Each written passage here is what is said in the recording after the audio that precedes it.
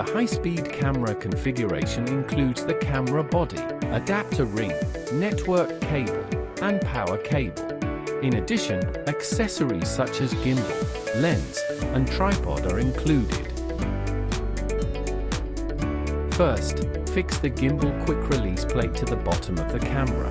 Then, mount the gimbal onto the tripod. Finally, secure the camera to the gimbal and tighten the knob to ensure stability. Power cable. Keep the arrow facing upward. Insert into the camera power port. Press firmly, then rotate to lock.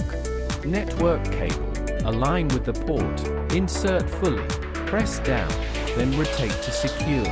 The port is foolproof, designed to ensure correct connection. Press the black button on the left side, release the foolproof latch, and rotate to remove the camera cover. Take out the adapter ring, align it with the red dot on the camera, insert it, tighten, and lock the foolproof latch. Take out the lens, align it with the red dot on the adapter ring, insert it, and tighten to secure. Press the black button on the side and gently rotate to remove the lens.